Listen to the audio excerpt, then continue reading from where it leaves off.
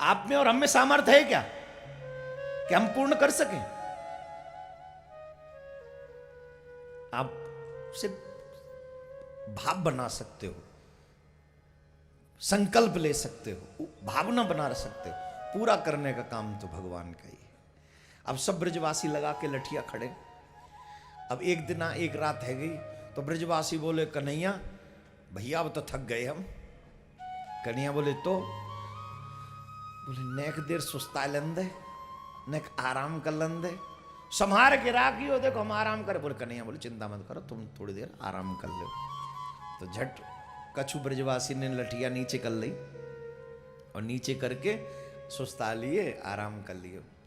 अब साहब सब ब्रजवासी तो कह ही रहे, कछु तो कह ही रहे उनमें कि हम उठा रहे हैं, हम उठा रहे हैं। तो जब आए गए आराम करके तो कन्हैया बोले भैया आराम कर आए? बोले हाँ कर आए। बोले अब एक काम करो, अब ने मैं आराम कर लूं,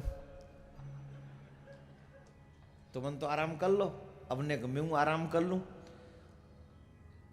दो चार जने बोले हाँ हाँ कर ले, कोई बात ना है, अब भाई हम सब आते हैं, चिंता ही मत करियो, बिल्कुल तू आराम कर ले। सब लठिया लगा के खड़े, सब ब्रजवासी आराम करवे।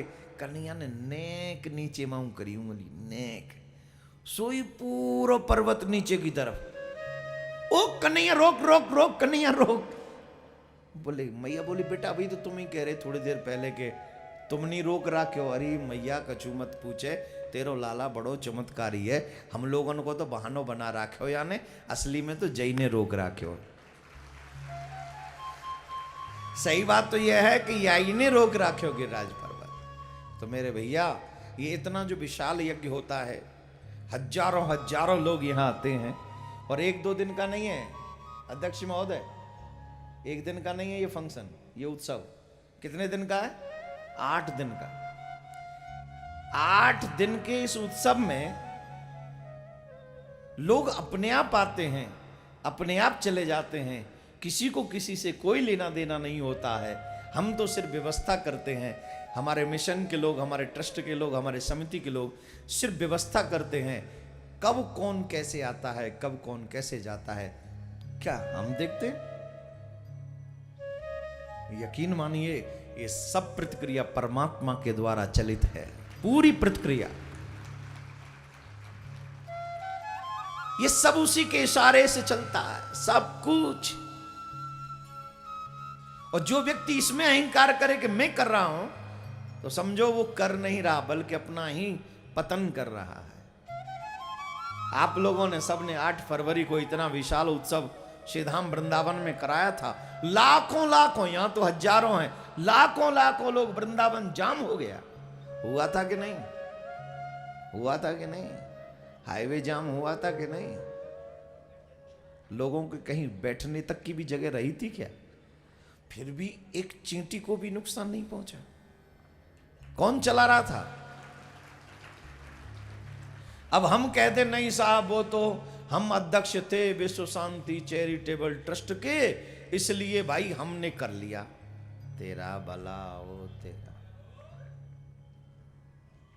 हम कर सकते, हम कर सकते तो पहले ही कर लेते। जीव के हाथ में नहीं है। ये सब गोवर्धन जितने भी विशाल काय उत्सव होते हैं, ये गिरिराज पर्वत हैं, और इनको कोई जीव नहीं उठा सकता, इन्हें तो सिर्फ कृष्ण ही उठाते हैं। कौन उठाते हैं? जोर से बोलना पड़ेगा।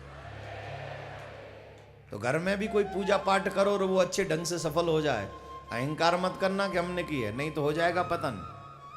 यही सोचना कि ठाकुर जी की कृपा से सब अच्छे से संपन्न हो गया है। और समझाऊं कितना ही बहुत है, और समझाऊं काफी। हाँ, तो गिरिराज भगवान पर्वत को जब कृष्ण ने उठाया, 7 दिन कोशिश की इंद्र ने, घनघोर बारिश करके, भयंकर बारिश करके, इतनी बारिश की कि प्रलय आ जाए, इतनी बारिश। लेकिन एक बूंद ब्रज के ऊपर, कोशिश बहुत हुई, एक बूंद ब्रज में टच नहीं हुई। देवराज इंद्र ने कहा क्या कर रहे हो तुम, क्या ब्रज ब्रज मिट गया? बोले साहब मिटाने की बात छोड़ो, एक बूंद नहीं पहुंची ब्रज में। बोले ऐसा कैसे हो सकता है? बोले किसी छोटे से बालक ने गिरिराज पर्वत उठा रखा है, और उस छोटे से बालक ने जिस पर्वत को उठा रखा है उस पर्वत के ऊपर सुदर्शन चक्र चल रहा है, और सारा जल उसमें समा रहा है, उसी में।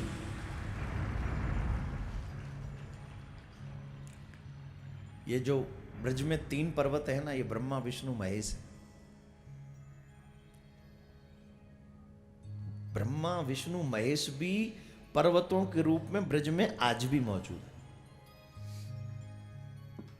नंदगांव में जो पर्वत है उसे नंदीश्वर कहते हैं, वहां बाबा भोलेनाथ पर्वत के रूप में है। और वर्षाने में जो पर्वत है वो ब्रह्मगिरि पर्वत, वहां ब्रह्मा जी पर्वत के रूप में है, जहां पर श्री वृषवान दुलारी विराजती हैं। और जो गोवर्धन में पर्वत है गिरिराज पर्वत, उसमें स्वयं विष्णु पर्वत बनकर मौजूद हैं, ब्रज के भक्तों का दर्शन करने के लिए, ब्रज में वास करने के लिए। तीनों देव ब्रह्मा विष्णु महेश पर्वत के रूप में है।